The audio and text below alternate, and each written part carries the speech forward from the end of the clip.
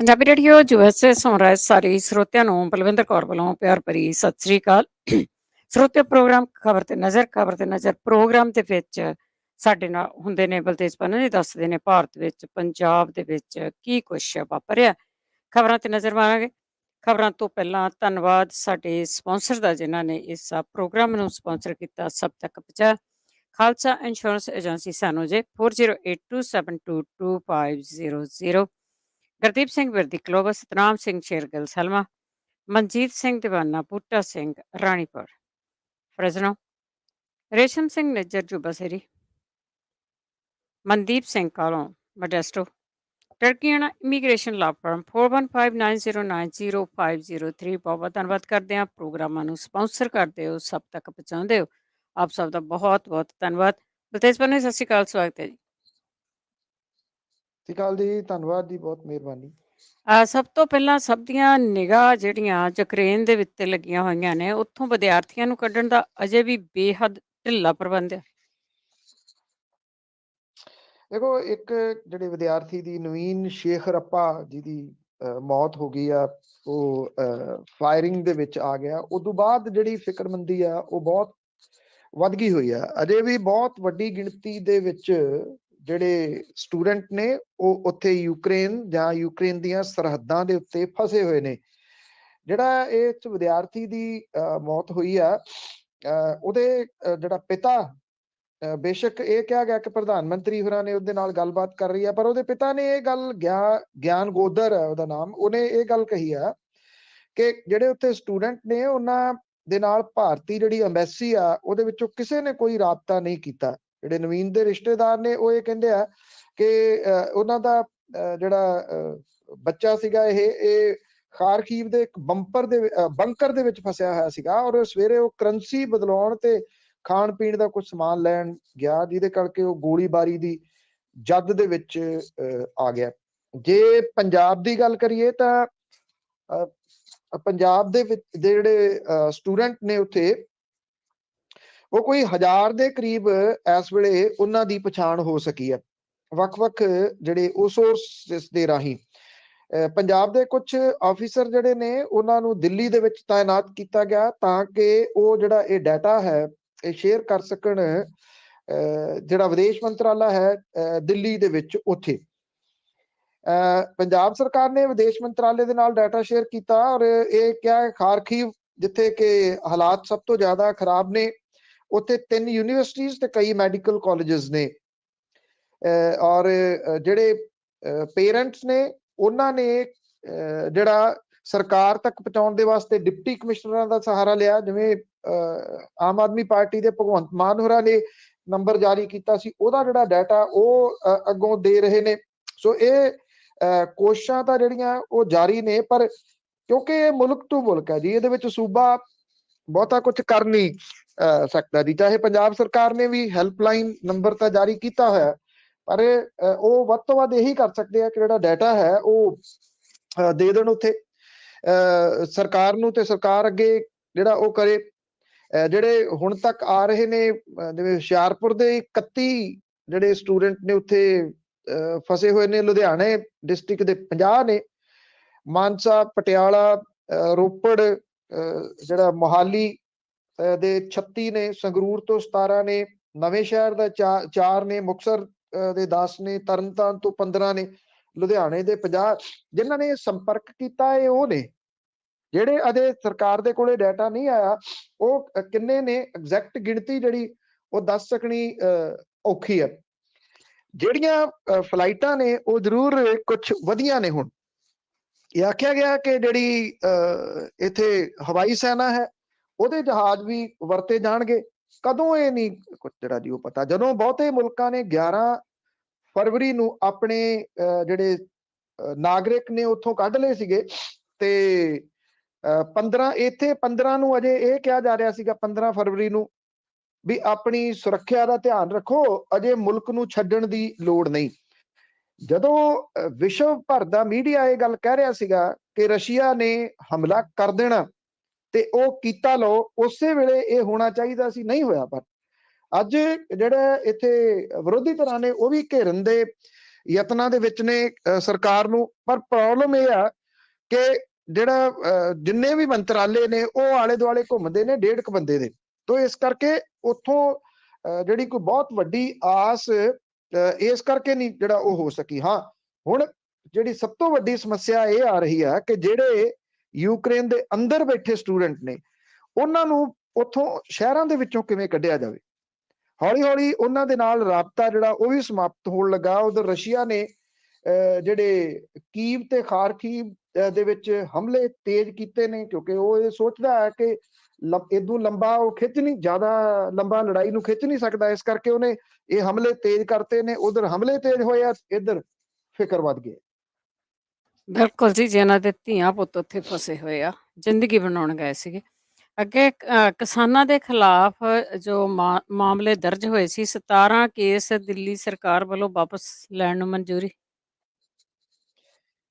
ਦੇਖੋ, ਇਹ ਖੇਤੀ ਕਾਨੂੰਨਾਂ ਦੇ ਖਿਲਾਫ ਜਦੋਂ ਮੋਰਚਾ ਚੱਲਦਾ ਸੀਗਾ ਤੇ ਦਿੱਲੀ ਪੁਲਿਸ ਦੇ ਵੱਲੋਂ 17 ਕੇਸ ਵਾਪਸ ਲੈਣ ਦੀ ਮਨਜ਼ੂਰੀ ਜਿਹੜੀ ਉਹ ਦਿੱਤੀ ਗਈ ਹੈ।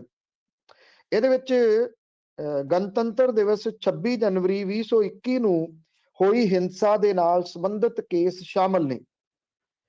ਕੇਂਦਰ ਦੀ ਸਰਕਾਰ ਦੇ ਵੱਲੋਂ ਖੇਤੀ ਕਾਨੂੰਨ ਵਾਪਸ ਲੈਣ ਤੋਂ ਬਾਅਦ ਕਿਸਾਨਾਂ ਨੇ ਦਸੰਬਰ 2021 ਦੇ ਵਿੱਚ ਅੰਦੋਲਨ ਬੰਦ ਕਰਤਾ ਸੀ ਔਰ ਕੇਂਦਰ ਨੇ ਨਵੰਬਰ 2020 ਤੋਂ ਦਸੰਬਰ 2021 ਦੇ ਦਰਮਿਆਨ ਪ੍ਰਦਰਸ਼ਨਕਾਰੀਆਂ ਦੇ ਵਿਰੁੱਧ ਦਰਜ ਕੇਸ ਵਾਪਸ ਲੈਣ ਦੀ ਸੰਯੁਕਤ ਕਿਸਾਨ ਮੋਰਚੇ ਦੀ ਮੰਗ ਤੇ ਸਹਿਮਤੀ ਪ੍ਰਗਟਾਈ ਸੀ।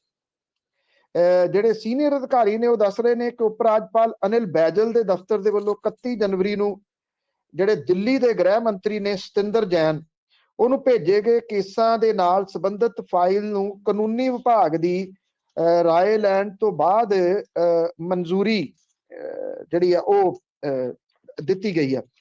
ਔਰ ਇਹਦੇ ਪੁਲਿਸ ਨੇ ਨਵੰਬਰ 2020 ਤੋਂ ਦਸੰਬਰ 2021 ਦੇ ਦੌਰਾਨ 54 ਕੇਸਾਂ ਦੇ ਵਿੱਚੋਂ 17 ਕੇਸ ਵਾਪਸ ਲੈਣ ਦਾ ਫੈਸਲਾ ਕੀਤਾ ਸੀ। ਇਹਦੇ ਵਿੱਚ ਲਗਭਗ 200 ਤੋਂ ਲੈ ਕੇ 300 ਤੱਕ ਜਿਹੜੇ ਪ੍ਰਦਰਸ਼ਨਕਾਰੀਆਂ ਦੇ 20 ਤੋਂ 25 ਟਰੈਕਟਰਾਂ ਦੇ ਲਾਹੌਰੀ ਗੇਟ ਦੇ ਰਾਹੀਂ ਲਾਲ ਕਿਲੇ ਤੱਕ ਪਹੁੰਚਣ ਦਾ ਮਾਮਲਾ ਵੀ ਸ਼ਾਮਲ ਹੈ। ਇਹਦੇ ਨਾਲ ਟਿਕਟ ਕਾਊਂਟਰਾਂ ਤੇ ਸੁਰੱਖਿਆ ਜਿਹੜੇ ਜਾਂਚ ਵਾਲੇ ਉੱਥੇ ਸਮਾਨ ਨੇ ਉਹਨਾਂ ਨੂੰ ਨੁਕਸਾਨ ਪਹੁੰਚਿਆ ਸੀਗਾ।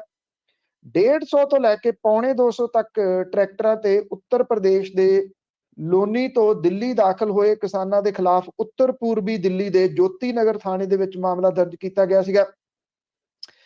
ਦੋਸ਼ ਇਹ ਲਾਇਆ ਗਿਆ ਸੀਗਾ ਕਿ ਕਿਸਾਨਾਂ ਨੇ ਪੁਲਿਸ ਮੁਲਾਜ਼ਮਾਂ ਦੀ ਡਿਊਟੀ ਦੇ ਵਿੱਚ ਵਿਘਨ ਪਾਇਆ ਤੇ ਹਮਲਾ ਕੀਤਾ। ਜ਼ਿਆਦਾਤਰ ਮਾਮਲੇ ਦਿੱਲੀ ਦੇ ਸਿੰਘੂ, ਟਿੱਕਰੀ ਤੇ ਗਾਜੀਪੁਰ ਸਰਹੱਦਾਂ ਦੇ ਖੇਤੀਬਾੜੀ ਕਾਨੂੰਨਾਂ ਵਿਰੁੱਧ 1 ਸਾਲ ਤੋਂ ਚੱਲ ਰਹੇ ਕਿਸਾਨਾਂ ਦੇ ਅੰਦੋਲਨ ਦੇ ਦੌਰਾਨ ਕੋਵਿਡ-19 ਨਿਯਮਾਂ ਦੀ ਜਿਹੜੀ ਉਲੰਘਣਾ ਦੇ ਨਾਲ ਸੰਬੰਧਿਤ ਸੀਗੇ। ਅੰਦੋਲਨਕਾਰੀ ਕਿਸਾਨਾਂ ਨੇ ਜਿਹੜੇ ਸੰਸਦ ਵੱਲੋਂ ਪਾਸ ਕੀਤੇ ਖੇਤੀ ਕਾਨੂੰਨਾਂ ਦੇ ਵਿਰੋਧ ਦੇ ਵਿੱਚ ਇਹ ਮੋਰਚਾ ਲਾਇਆ ਸੀਗਾ। ਔਰ ਪਿਛਲੇ ਸਾਲ ਜਿਹੜੇ ਟਰੈਕਟਰ ਰੈਲੀ ਦੇ ਦੌਰਾਨ ਕਿਸਾਨਾਂ ਦੇ ਦਿੱਲੀ ਦੇ ਵਿੱਚ ਦਾਖਲ ਹੋਣ ਤੋਂ ਬਾਅਦ ਹਿੰਸਾ ਤੇ ਭੰਨ ਤੋੜ ਦੀਆਂ ਘਟਨਾਵਾਂ ਜਿਹੜੀਆਂ ਉਹ ਸਾਹਮਣੇ ਆਈਆਂ ਸੀਗੀਆਂ। ਜਿਹੜੀਆਂ ਵੀਡੀਓਜ਼ ਨੇ ਉਹ ਇਹ ਦੱਸਦੀਆਂ ਨੇ ਕਿ ਪੁਲਿਸ ਨੇ ਜਾਣ ਦਿੱਤਾ ਵੀ ਜਾਓ, ਇਸ ਪਾਸੇ ਵੱਲ ਨੂੰ ਜਾਓ। ਮੁੜ ਕੇ ਜਿਹੜਾ ਸੀਗਾ ਉੱਥੇ ਫਸਾ ਕੇ ਕਿਸਾਨਾਂ ਦੇ ਉੱਤੇ ਇਹ ਮਾਮਲੇ ਦਰਜ ਕੀਤੇ ਗਏ ਸੀਗੇ। ਜਿਹੜੇ ਬਾਕੀ ਮਾਮਲੇ ਰਹਿੰਦੇ ਨੇ ਉਹ ਵਿਚਾਰ ਅਧੀਨ ਨੇ ਔਰ 17 ਦੀ ਫਾਈਲ ਜਿਹੜੀ ਆ ਉਹ ਕਲੀਅਰ ਹੋ ਗਈ ਆ। ਇਹ ਹੁਣ ਵਾਪਸ ਲੈ ਲਏ ਜਾਣਗੇ। ਇਹ ਕਾਫੀ ਰਾਹਤ ਜਿਹੜੀ ਕਿਸਾਨਾਂ ਨੂੰ ਮਿਲੂਗੀ ਜਿਨ੍ਹਾਂ ਨੂੰ ਲਗਾਤਾਰ ਨੋਟਿਸ ਪਿਛਲੇ ਦਿਨਾਂ ਤੋਂ ਪੁਲਿਸ ਦੇ ਆ ਰਹੇ ਸਨ। ਜੀ, ਅੱਗੇ ਗੱਲ ਕਰਦੇ ਹਾਂ। ਕੇਂਦਰ ਨੇ ਕਿਹਾ ਕਿ ਭਾਖੜਾ ਬਿਆਸ ਮੈਨੇਜਮੈਂਟ ਵਿੱਚ ਕੋਈ ਤਬਦੀਲੀ ਨਹੀਂ ਹੋਈ। ਦੇਖੋ, ਇਹ ਮਾਮਲਾ ਵੱਧਦਾ ਤੁਰਿਆ ਜਾ ਰਿਹਾ। ਜਿਹੜੀਆਂ ਕਿਸਾਨ ਜਥੇਬੰਦੀਆਂ ਪੰਜਾਬ ਦੀਆਂ ਨੇ ਜਿਹੜੀਆਂ ਇਲੈਕਸ਼ਨਾਂ ਨਹੀਂ ਲੜ ਰਹੀਆਂ, ਇਲੈਕਸ਼ਨਾਂ ਲੜਨ ਵਾਲੇ ਨਹੀਂ ਬੋਲ ਰਹੇ, ਜਿਹੜੀਆਂ ਇਲੈਕਸ਼ਨਾਂ ਨਹੀਂ ਲੜ ਰਹੀਆਂ ਉਹ ਇਹ ਗੱਲ ਕਹਿ ਰਹੀਆਂ ਨੇ ਕਿ ਉਹਨਾਂ ਨੇ ਗ੍ਰਿਫਤਾਰੀਆਂ ਜਿਹੜੀਆਂ ਉਹ ਦੇਣਗੇ। ਉਹਨਾਂ ਨੇ ਕਿਹਾ ਕਿ 5 ਮਾਰਚ ਤੋਂ ਤੇ ਪੰਜਾਬ ਕਿਸਾਨ ਯੂਨੀਅਨ ਨੇ 7 ਮਾਰਚ ਨੂੰ ਪੰਜਾਬ ਭਰ ਦੇ ਜ਼ਿਲ੍ਹਾ ਕੇਂਦਰਾਂ ਦੇ ਵਿੱਚ ਰੋਸ ਪ੍ਰਦਰਸ਼ਨ ਕਰਨ ਦਾ ਐਲਾਨ ਜਿਹੜਾ ਉਹ ਕੀਤਾ।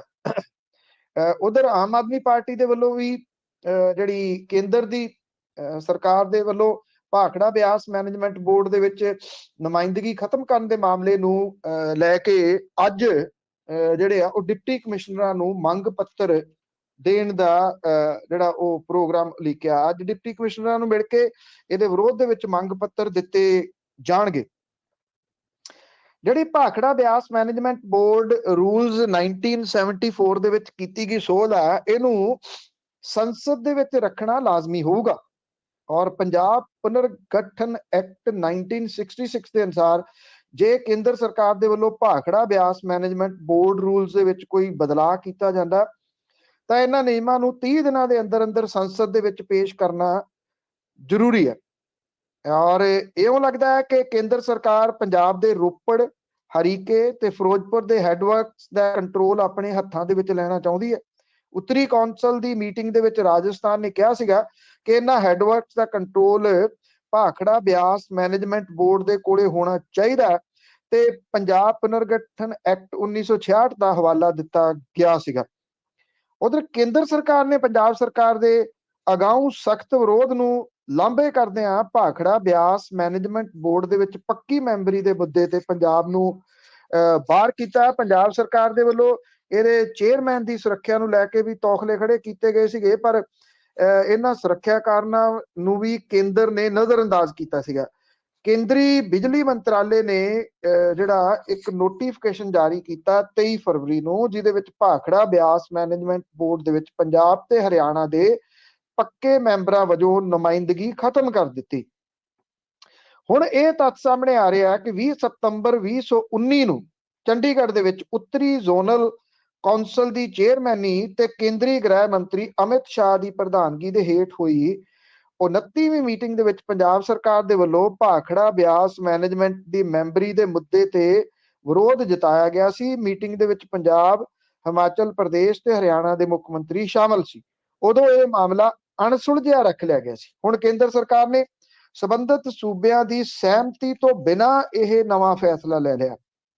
ਉੱਤਰੀ ਜ਼ੋਨਲ ਦੀ ਜਿਹੜੀ 29ਵੀਂ ਮੀਟਿੰਗ ਸੀਗੀ, ਇਹਦੀ ਰਿਪੋਰਟ ਦੇ ਅਨੁਸਾਰ ਮੁੱਖ ਸਕੱਤਰ ਪੰਜਾਬ ਨੇ ਇਸ ਮੀਟਿੰਗ ਦੇ ਵਿੱਚ ਇਤਰਾਜ਼ ਪ੍ਰਗਟ ਕੀਤਾ ਸੀਗਾ। ਇਹ ਤਾਂ ਜਿਹੜਾ ਹੁਣ ਲੱਗ ਰਿਹਾ ਇਸ ਮਾਮਲੇ 'ਚ, ਔਰ ਪੰਜਾਬ ਸਰਕਾਰ ਦੇ ਵੱਲੋਂ ਭਾਖੜਾ ਬਿਆਸ ਮੈਨੇਜਮੈਂਟ ਦੀ ਮੈਂਬਰੀ ਦੇ ਮਾਮਲੇ ਦੇ ਉੱਤੇ ਸਪਸ਼ਟ ਕਿਹਾ ਗਿਆ ਸੀਗਾ ਕਿ ਇਹ ਮੁੱਦਾ ਬੜਾ ਸੰਵੇਦਨਸ਼ੀਲ ਹੈ, ਕਿਉਂਕਿ ਇਹਦੇ ਨਾਲ ਭਾਖੜਾ ਬਿਆਸ ਮੈਨੇਜਮੈਂਟ ਬੋਰਡ ਦੇ ਚੇਅਰਮੈਨ ਦੀ ਸੁਰੱਖਿਆ ਤੇ ਪੰਜਾਬ ਦੇ ਲੋਕਾਂ ਦੀਆਂ ਭਾਵਨਾਵਾਂ ਜੁੜੀਆਂ ਹੋਈਆਂ ਨੇ।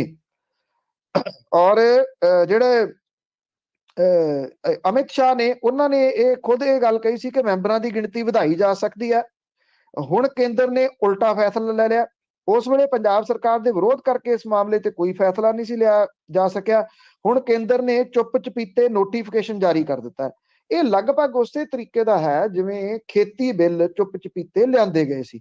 ਇਹਦੇ ਵਿੱਚ ਸਭ ਤੋਂ ਜਿਹੜੀ ਹੈਰਾਨਗੀ ਵਾਲਾ ਇੱਕ ਪੁਆਇੰਟ ਆ ਉਹ ਇਹ ਆ ਕਿ ਮੁੱਖ ਮੰਤਰੀ ਚਰਨਜੀਤ ਸਿੰਘ ਚੰਨੀ ਹੁਰੀ ਇਸ ਮੁੱਦੇ ਦੇ ਉੱਤੇ ਬਿਲਕੁਲ ਖਾਮੋਸ਼ ਨੇ। ਇੱਕ ਸਿੰਗਲ ਵੀ ਪ੍ਰਤੀਕਰਮ ਉਹਨਾਂ ਨੇ ਕਿਸੇ ਵੀ ਤਰੀਕੇ ਦੇ ਨਾਲ ਨਹੀਂ ਦਿੱਤਾ, ਜਦੋਂ ਕਿ ਵੱਖ-ਵੱਖ ਸਿਆਸੀ ਧਿਰਾਂ ਇਸ ਮਾਮਲੇ ਦੇ ਉੱਤੇ ਡਟ ਕੇ ਲੜਨ ਦੀ ਗੱਲ ਕਰ ਰਹੀਆਂ ਨੇ। ਨਵਜੋਤ ਸਿੰਘ ਸਿੱਧੂ ਹੁਰੀ ਜਿਹੜੇ ਹਰ ਗੱਲ ਦੇ ਉੱਤੇ ਉਹ ਪ੍ਰਤੀਕਰਮ ਦਿੰਦੇ ਆ ਜਾਂ ਟਵੀਟ ਕਰਦੇ ਆ, ਉਹਨਾਂ ਨੇ ਵੀ ਇਸ ਮਾਮਲੇ ਦੇ ਉੱਤੇ ਕੋਈ ਵੀ ਗੱਲ ਜਿਹੜੀ ਉਹ ਨਹੀਂ ਕਹੀ। ਉਂਝ ਵੈਸੇ ਵੋਟਾਂ ਪੈਣ ਤੋਂ ਬਾਅਦ ਉਹਨਾਂ ਨੇ ਮੁੜ ਕੇ ਕੋਈ ਬਿਆਨ ਜਿਹੜਾ ਉਹ ਦਿੱਤਾ ਹੀ ਨਹੀਂ। ਕੱਲ ਉਹਨਾਂ ਨੇ ਇੱਕ ਟਵੀਟ ਕਰਕੇ ਮਹਾਸ਼ਿਵਰਾਤਰੀ ਦੀਆਂ ਵਧਾਈਆਂ ਜ਼ਰੂਰ ਦਿੱਤੀਆਂ ਸੀਗੀਆਂ ਟਵਿੱਟਰ ਦੇ ਉੱਤੇ, ਪਰ ਇਸ ਮਾਮਲੇ ਦੇ ਉੱਤੇ ਨਾ ਚਰਨਜੀਤ ਚੰਨੀ ਬੋਲੇ ਨੇ, ਨਾ ਨਵਜੋਤ ਸਿੰਘ ਸਿੱਧੂ ਹੋਰੀ ਬੋਲੇ ਨੇ, ਜਦੋਂ ਕਿ ਜਿਹੜੇ ਕਾਂਗਰਸ ਦੇ ਵੱਲੋਂ ਰਾਣਾ KP ਸਿੰਘ ਹੋਰੀ ਜਾ ਕੇ ਰਾਜਪਾਲ ਨੂੰ ਜ਼ਰੂਰ ਮਿਲ ਕੇ ਆਏ ਨੇ ਇਹਦਾ ਵਿਰੋਧ ਦਰਜ ਕਰਾਉਣ ਦੇ ਵਾਸਤੇ।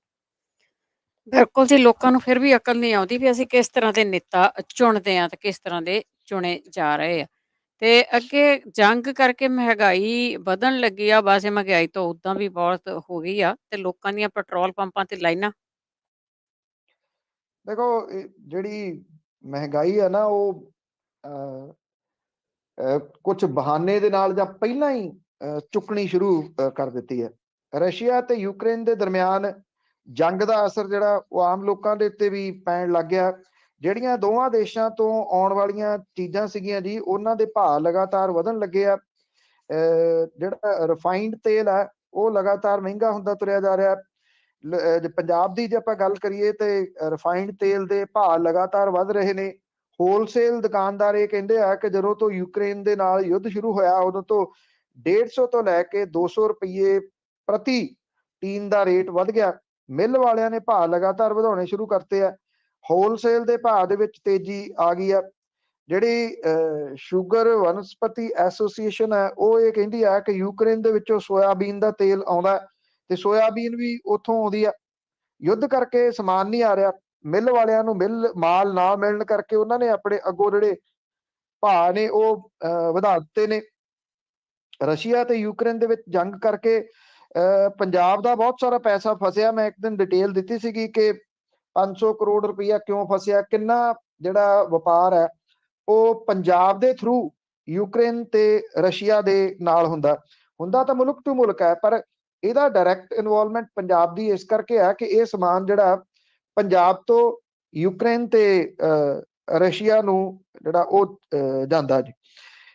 ਜਿਹੜੇ ਇਹ ਟ੍ਰੇਡਰਸ ਨੇ ਉਹ ਇਹ ਕਹਿੰਦੇ ਨੇ ਕਿ ਇਹ ਮਹਿੰਗਾਈ ਜਿਹੜੀ ਆ ਇਹ ਬਹੁਤ ਵੱਧ ਗਈ ਹੋਈ ਆ। ਇਸ ਕਰਕੇ ਵਧੀ ਆ ਕਿ ਜੰਗ ਇਸ ਵੇਲੇ ਲੱਗੀ ਹੈ। ਖਾਸ ਤੌਰ ਦੇ ਉੱਤੇ ਰਿਫਾਈਨਡ ਤੇਲ ਜਿਹੜਾ ਉਹ ਅੱਜ ਕੱਲ ਲੋਕੀ ਸਰੋਂ ਦਾ ਤੇਲ ਜਾਂ ਜਿਹੜਾ ਦੇਸੀ ਘਿਓ ਤਾਂ ਚਲੋ ਅਫੋਰਡ ਨਹੀਂ ਹੁੰਦਾ ਆਮ ਬੰਦੇ ਤੋਂ, ਹੁੰਦਾ ਤਾਂ ਰਿਫਾਈਨਡ ਤੇਲ ਵੀ ਨਹੀਂ ਗਿਆ, ਪਰ ਰਿਫਾਈਨਡ ਦੀ ਜਿਹੜੀ ਵਰਤੋਂ ਬੜੀ ਵੱਡੇ ਪੱਧਰ ਦੇ ਉੱਤੇ ਹੁੰਦੀ ਹੈ ਔਰ ਇਹ ਸਿੱਧਾ ਯੂਕਰੇਨ ਜਾਂ ਰਸ਼ੀਆ ਤੋਂ ਆਉਂਦਾ। ਔਰ ਰਿਫਾਈਨਡ ਤੇਲ ਲਈ ਕੱਚਾ ਮਾਲ ਭਾਰਤ ਤੋਂ ਜਾਂਦਾ ਤੇ ਫਿਰ ਉਸ ਤੋਂ ਬਾਅਦ ਤਿਆਰ ਹੋਇਆ ਮਾਲ ਭਾਰਤ ਨੂੰ ਭੇਜਿਆ ਜਾਂਦਾ। ਦੂਜਾ ਇੱਥੇ ਜਿਹੜੇ ਨਾ ਪੈਟਰੋਲ ਪੰਪਾਂ ਦੇ ਉੱਤੇ ਲਾਈਨਾਂ ਲੱਗਣੀਆਂ ਸ਼ੁਰੂ ਹੋ ਗਈਆਂ ਕਿਉਂਕਿ ਜਿਹੜੇ ਲੋਕਾਂ ਦੇ ਮਨਾਂ ਦੇ ਅੰਦਰ ਇਹ ਖਦਸ਼ਾ ਪਾਇਆ ਜਾ ਰਿਹਾ। ਇੱਕ ਤਾਂ ਡਰ ਇਸ ਗੱਲ ਦਾ ਕਿ 7 ਤਰੀਕ ਜਿਹੜੀ ਆ ਉਦਣ ਲਾਸਟ ਫੇਜ਼ ਦੇ ਵਿੱਚ ਚੋਣਾਂ ਹੋਣੀਆਂ ਨੇ ਉੱਤਰ ਪ੍ਰਦੇਸ਼ ਦੀਆਂ। ਲਾਸਟ ਫੇਜ਼ ਦੇ ਵਿੱਚ ਹੋਣ ਵਾਲੀਆਂ ਜਿਹੜੀਆਂ ਚੋਣਾਂ ਨੇ ਉਦੋਂ ਬਾਅਦ ਸਭ ਨੂੰ ਪਤਾ ਹੈ ਕਿ ਪੈਟਰੋਲ ਤੇ ਡੀਜ਼ਲ ਦੀਆਂ ਕੀਮਤਾਂ ਦੇ ਰੇਟ ਇੱਕਦਮ ਛੂਟ ਵੱਟਣਗੇ। ਕੇਂਦਰ ਦੀ ਸਰਕਾਰ ਹਾਲ ਦੀ ਘੜੀ ਡੀਜ਼ਲ ਤੇ ਪੈਟਰੋਲ ਦੀਆਂ ਕੀਮਤਾਂ ਇਸ ਕਰਕੇ ਕੰਟਰੋਲ ਕਰੀ ਬੈਠੀ ਆ ਵੀ ਇਹਦਾ ਅਸਰ ਵੋਟਾਂ ਦੇ ਉੱਤੇ ਨਾ ਪਏ। ਲੋਕਾਂ ਨੂੰ ਪਤਾ ਇਸ ਗੱਲ ਦਾ, ਲੋਕਾਂ ਨੂੰ ਪਤਾ, ਫਿਰ ਵੀ ਲੋਕ ਜਿਹੜੇ ਨਾ ਇਹਨਾਂ ਸਿਆਸੀ ਪਾਰਟੀਆਂ ਦੇ ਝਮੇਲੇ ਦੇ ਵਿੱਚ ਆ ਜਾਂਦੇ ਆ ਉਹਨਾਂ ਦੀਆਂ ਗੱਲਾਂ ਦੇ ਵਿੱਚ। ਹੁਣ ਜਿਹੜਾ ਪੈਟਰੋਲ ਪੰਪਾਂ ਦੇ ਉੱਤੇ ਲਾਈਨਾਂ ਲੱਗੀਆਂ ਪਈਆਂ ਨੇ ਡੀਜ਼ਲ ਭਰਾਉਣ ਵਾਲਿਆਂ ਦੀਆਂ, ਡਰਮਾਂ ਦੇ ਡਰਮ, ਉਹਨਾਂ ਨੂੰ ਇਹ ਵੀ ਲੱਗਦਾ ਇੱਕ ਤਾਂ ਜਿਹੜਾ ਡੀਜ਼ਲ ਮਹਿੰਗਾ ਹੋ ਜਾਣਾ, ਦੂਜਾ ਜਿਹੜਾ ਇਹ ਵੀ ਉਹਨਾਂ ਨੂੰ ਲੱਗਦਾ ਹੈ ਕਿ ਇਹਦੀਆਂ ਜਿਹੜਾ ਇਹ ਮਿਲਣਾ ਨੀਗਾ, ਕਿ ਕਰੂਡ ਆਇਲ ਆਉਣਾ ਨੀਗਾ, ਇਸ ਕਰਕੇ ਮਿਲਣਾ ਨਹੀਂ। ਇਹ ਐਵੇਂ ਅਫਵਾਹਾਂ ਨੇ, ਇਸ ਤਰ੍ਹਾਂ ਦੀ ਤਾਂ ਕੋਈ ਗੱਲ ਨਹੀਂ ਹੈਗੀ ਕਿ ਮਿਲਣਾ ਨਹੀਂਗਾ। ਹਾਂ, ਜਿੱਥੋਂ ਤੱਕ ਮਹਿੰਗਾ ਹੋਣ ਵਾਲੀ ਗੱਲ ਹੈ ਉਹ ਤਾਂ ਬਿਲਕੁਲ ਸਾਫ਼ ਸਪਸ਼ਟ ਦਿਸ ਰਿਹਾ ਕਿ ਪਤਾ ਹੀ ਨਹੀਂ ਜਿਹੜਾ ਉਹ ਕਿੱਡੇ ਕੁ ਵੱਡੇ ਜਿਹੜੇ ਰੇਟ ਵਾਲੇ ਬੰਬ ਨੇ ਉਹ ਲੋਕਾਂ ਦੇ ਉੱਤੇ ਡਿੱਗਣੇ ਨੇ।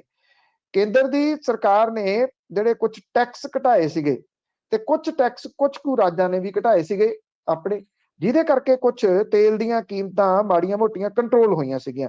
ਉਹ ਹੁਣ ਸਾਰੀਆਂ ਇੱਕਦਮ ਅੱਪ ਚਲੇ ਜਾਣੀਆਂ ਨੇ, ਜਿਹਦੇ ਕਰਕੇ ਲੋਕਾਂ ਦੇ ਵਿੱਚ ਡਰ ਤੇ ਸਹਿਮ ਦਾ ਮਾਹੌਲ ਹੈ। ਟਰਾਲੀਆਂ ਦੀਆਂ ਟਰਾਲੀਆਂ ਖੜੀਆਂ ਨੇ ਔਰ ਮੈਨੂੰ ਕਿਸੇ ਨੇ ਭੇਜੀ ਆ ਜੀ, ਉਹ ਕਹਿੰਦੇ ਜੀ ਕਿ ਗੁਰਦੁਆਰੇ ਤੋਂ ਅਨਾਉਂਸਮੈਂਟ ਹੋ ਰਹੀ ਸੀ ਫਲਾਂ ਪੈਟਰੋਲ ਪੰਪ ਤੋਂ ਜੇ ਤੁਸੀਂ 200 ਲੀਟਰ ਡੀਜ਼ਲ ਲਓਗੇ ਤੇ ਉਹ 1 ਰੁਪਈਆ ਫਿਰ ਘੱਟ ਲਾਉਣਗੇ। ਤੇ ਉਹੀ ਪੈਟਰੋਲ ਪੰਪ ਨੇ ਜਿਨ੍ਹਾਂ ਦੇ ਵਾਸਤੇ ਪਹਿਲਾਂ ਅਨਾਉਂਸਮੈਂਟਾਂ ਹੁੰਦੀਆਂ ਸੀਗੀਆਂ ਕਿ ਇਹਨਾਂ ਤੋਂ ਡੀਜ਼ਲ ਪੈਟਰੋਲ ਨਾ ਲਓ।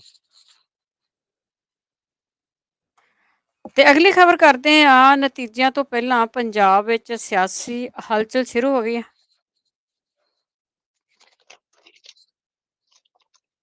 ਦੇਖੋ, ਜਿਹੜੀਆਂ ਸਿਆਸੀ ਧਿਰਾਂ ਨੇ ਉਹਨਾਂ ਨੇ ਜੋੜ ਤੋੜ ਤਾਂ ਲਾਉਣੇ ਹੁੰਦੇ ਨੇ।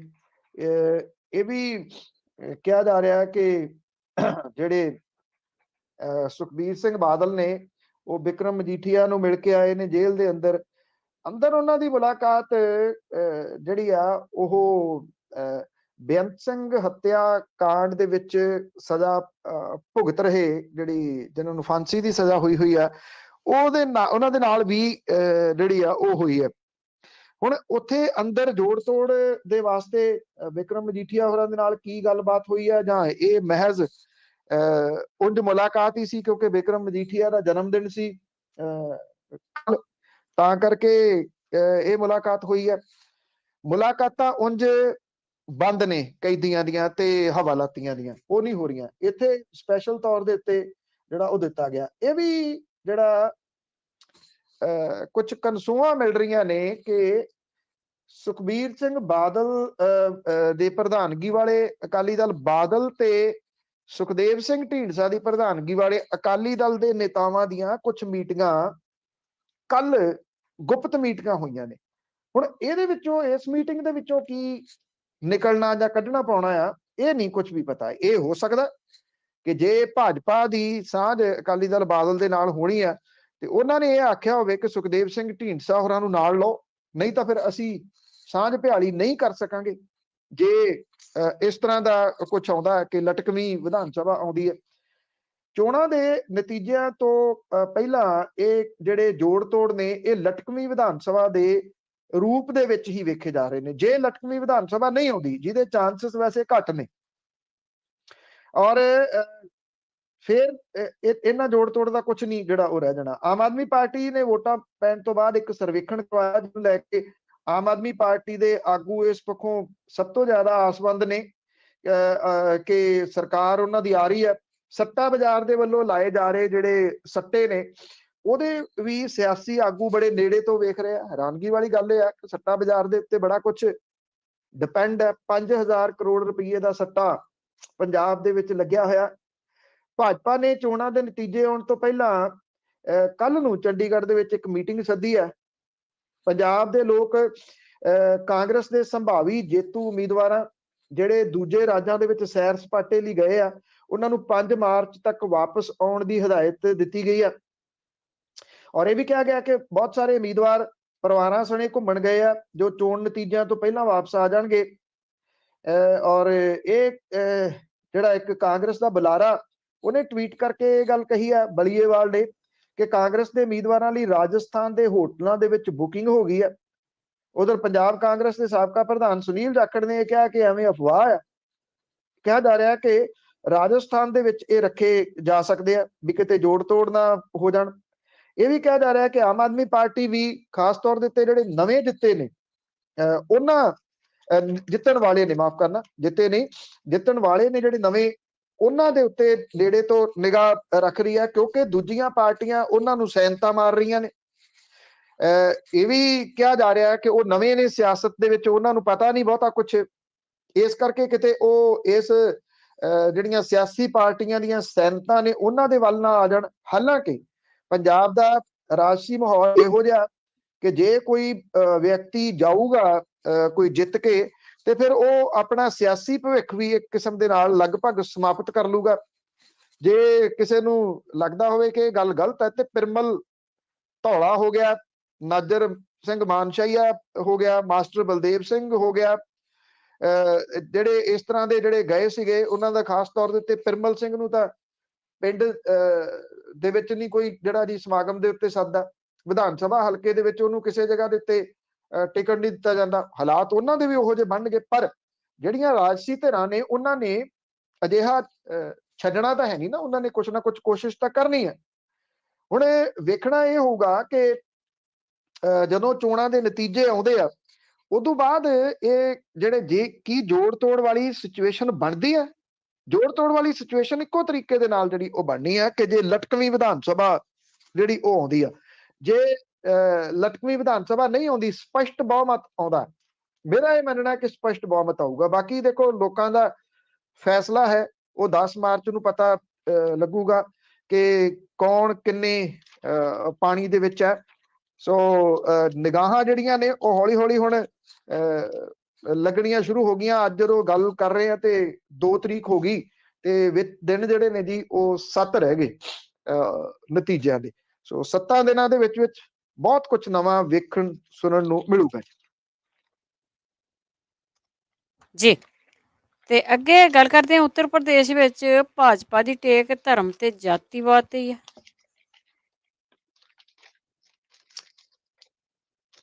ਜਿਹੜੇ ਉੱਤਰ ਪ੍ਰਦੇਸ਼ ਦੀਆਂ ਚੋਣਾਂ ਨੇ ਜੀ, ਉਹਦੇ ਵਿੱਚ ਇਹ ਕਿਹਾ ਜਾ ਸਕਦਾ ਹੈ ਕਿ ਜਿਹੜਾ 5 ਸਾਲ ਦਾ ਯੋਗੀ ਰਾਜ ਹੈ, ਉਹਦੇ ਵਿੱਚ ਕੀ ਹੋਇਆ, ਇਹ ਦੱਸਣ ਲਈ ਭਾਰਤੀ ਜਨਤਾ ਪਾਰਟੀ ਕੋਲੇ ਬਹੁਤਾ ਕੁਝ ਹੈ ਨਹੀਂਗਾ।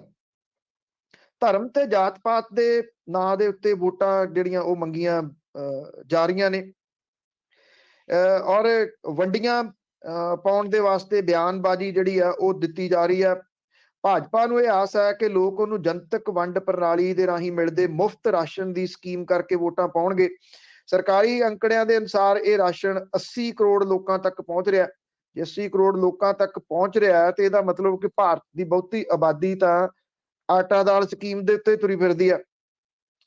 ਜਿਹੜਾ ਵਿਕਾਸ ਦਾ ਫਾਇਦਾ ਹੈ ਉਹ ਫਿਰ ਕਿਹਨਾਂ ਨੂੰ ਮਿਲ ਰਿਹਾ, ਇਹ ਵੱਡਾ ਜਿਹੜਾ ਉਹ ਸਵਾਲ ਹੈ।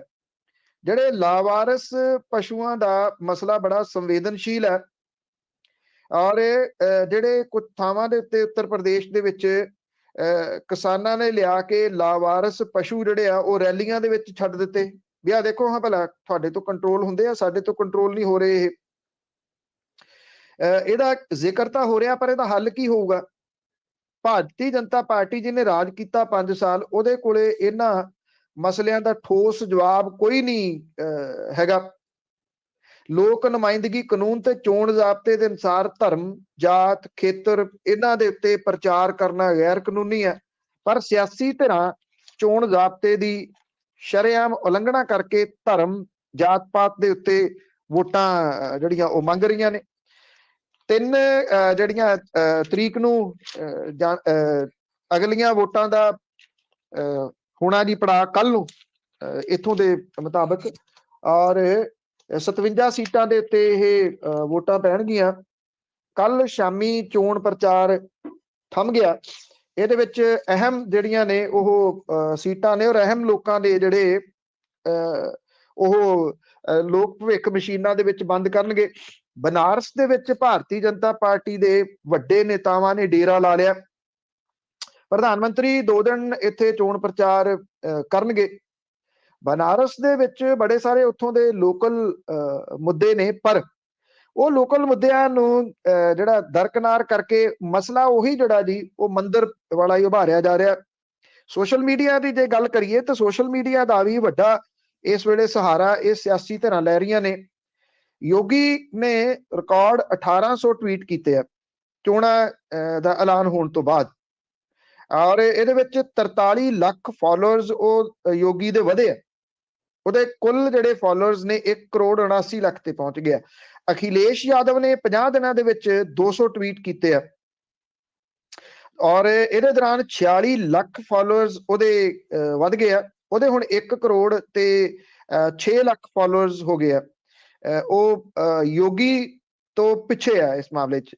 ਮਾਇਆਵਤੀ ਹੋਰਾਂ ਨੇ 86 ਟਵੀਟ ਕੀਤੇ ਆ ਜਦੋਂ ਤੋਂ ਚੋਣਾਂ ਦਾ ਪ੍ਰਕਿਰਿਆ ਸ਼ੁਰੂ ਹੋਈ ਆ, ਤੇ ਮਾਇਆਵਤੀ ਹੋਰਾਂ ਦੇ 2 ਲੱਖ ਫਾਲੋਅਰਸ ਜਿਹੜੇ ਉਹ ਵਧੇ ਆ, ਔਰ ਉਹਨਾਂ ਨੂੰ ਕਰੀਬ 25 ਲੱਖ ਲੋਕ ਫੋਲੋ ਕਰਦੇ ਆ। ਦੇਖਿਆ ਜਾਵੇ ਤਾਂ ਉਹ ਅਖਿਲੇਸ਼ ਯਾਦਵ ਤੇ ਯੋਗੀ ਆਦਿੱਤਿਆਨਾਥ ਤੋਂ ਬਹੁਤ ਪਿੱਛੇ ਨੇ।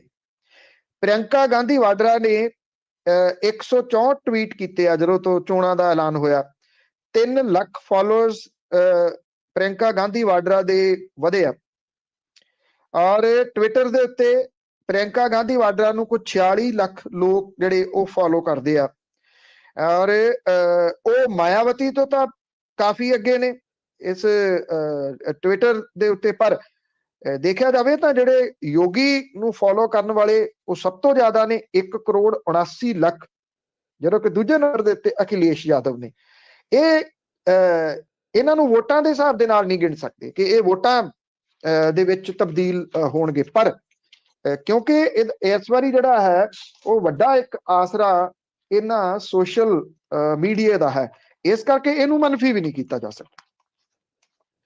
ਜੀ ਬਿਲਕੁਲ, ਬਹੁਤ ਕੁਛ ਜੀ ਬਦਲ ਰਿਹਾ ਹੈ। ਅੱਗੇ ਪਟਿਆਲੇ ਜ਼ਿਲ੍ਹੇ ਦੀਆਂ ਪੰਚਾਇਤਾਂ ਦੇ ਕਰੋੜਾਂ ਰੁਪਏ ਗਾਇਬ, ਸਭ ਧਿਰਾਂ ਚੁੱਪ ਬੈਠੀਆਂ।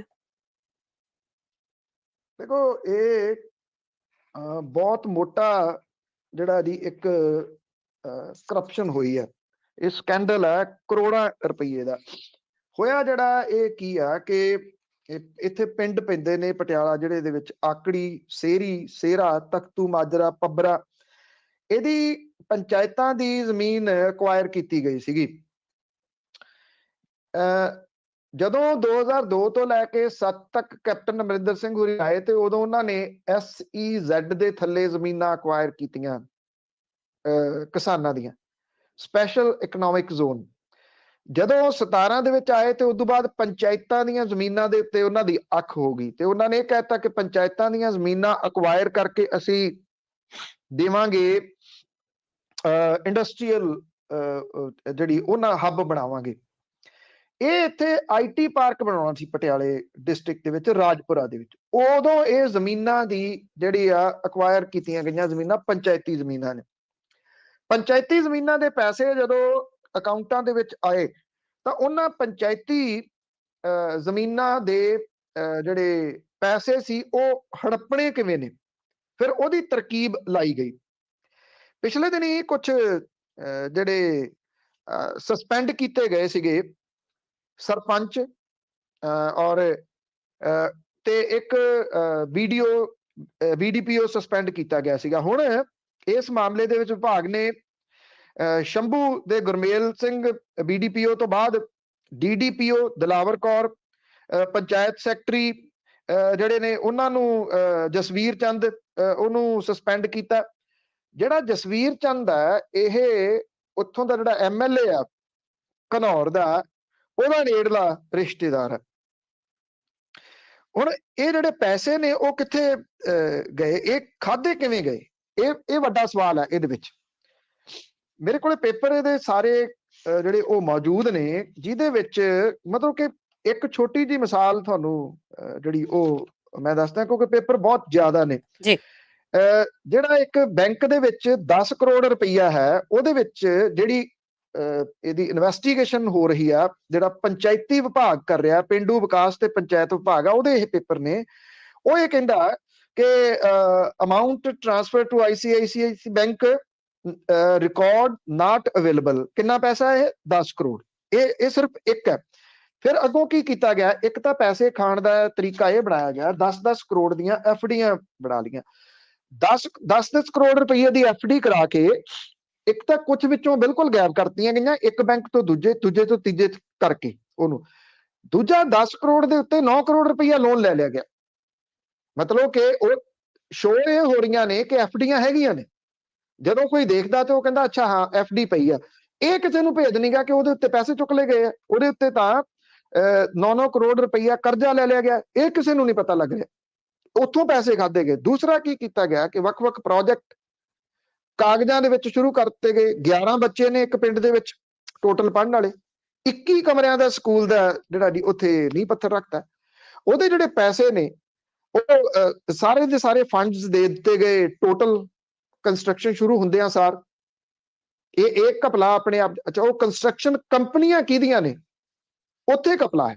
ਉਹ ਜਿਹੜਾ ਮੌਜੂਦਾ MLA ਆ ਉਹਦੀਆਂ ਨੇ, ਜਿਹਦੇ ਆ ਕੇ ਨਵਜੋਤ ਸਿੰਘ ਸਿੱਧੂ ਹੁਰੀ ਇਹ ਕਹਿੰਦੇ ਸੀਗੇ ਕਿ ਇਹ ਸੀਟ ਮੇਰੀ ਆ ਤੇ ਇਹ ਜਿੱਤ ਕੇ ਤੁਸੀਂ ਦੇਣੀ ਆ, ਤੇ ਜੇ ਮੈਨੂੰ ਬਾਰ-ਬਾਰ ਆਉਣਾ ਪਿਆ ਤਾਂ ਮੈਂ ਉੱਥੇ ਆਊਂਗਾ। ਇੱਥੇ ਹੀ ਬਸ ਨਹੀਂ, ਜਦੋਂ ਪੰਜਾਬ ਦੇ ਵਿੱਚ ਨਕਲੀ ਸ਼ਰਾਬ ਦਾ ਚਰਚਾ ਹੋਇਆ ਸੀ ਬਹੁਤ ਵੱਡੇ ਪੱਧਰ ਦੇ ਉੱਤੇ, 3 ਫੈਕਟਰੀਆਂ ਫੜੀਆਂ ਗਈਆਂ ਸੀਗੀਆਂ ਨਕਲੀ ਸ਼ਰਾਬ ਦੀਆਂ। ਬੇਸ਼ੱਕ ਹੱਥ ਨਹੀਂ ਸੀ ਪਿਆ, ਪਰ ਇਹਦੇ ਨੇੜਲਿਆਂ ਨੂੰ ਹੱਥ ਜ਼ਰੂਰ ਪੈ ਗਿਆ ਸੀ। ਉਹ ਵੀ ਇਹੀ ਕਾਂਗਰਸ ਦਾ ਜਿਹੜਾ ਉਹ MLA ਸੀਗਾ। ਇਹ ਬੇਸ਼ੱਕ ਜਿਹੜਾ ਘਪਲਾ ਹੈ ਅਜੇ 80 ਕਰੋੜ ਰੁਪਏ ਦੀ ਜਾਂਚ ਹੋ ਰਹੀ ਹੈ, ਪਰ ਅਸਲ ਦੇ ਵਿੱਚ ਇਹ ਘਪਲਾ 80 ਕਰੋੜ ਦਾ ਨਹੀਂਗਾ, ਇਹ ਕਈ 80 ਕਰੋੜ ਦਾ ਹੈ। ਜੇ ਇਸ ਘਪਲੇ ਦੀ ਜਾਂਚ ਪ੍ਰੋਪਰ ਤਰੀਕੇ ਦੇ ਨਾਲ ਕੀਤੀ ਜਾਵੇ, ਕਿਉਂਕਿ ਜੇ ਪੰਜਾਬ ਦੀਆਂ ਕਿਸੇ ਏਜੰਸੀ ਤੋਂ ਹੱਥ ਨਹੀਂ ਪੈਣਾ, ਇਹ ਸੈਂਟਰਲ ਏਜੰਸੀ ਤੋਂ ਕਿਸੇ ਵੱਡੀ ਤੋਂ ਜਾਂਚ ਕੀਤੀ ਜਾਵੇ ਤਾਂ ਏਡੀਆਂ ਕਿ ਇਹਦੀਆਂ ਪਰਤਾਂ ਉੱਧੜ ਸਕਦੀਆਂ ਨੇ ਕਿ ਬਹੁਤੇ ਲੋਕਾਂ ਦੇ ਮੂੰਹ ਦੇ ਉਂਗਲਾਂ ਪੈ ਸਕਦੀਆਂ। ਜੀ, ਬਹੁਤ ਧੰਨਵਾਦ ਬਲਤੇਜ ਪੰਨੂ ਜੀ।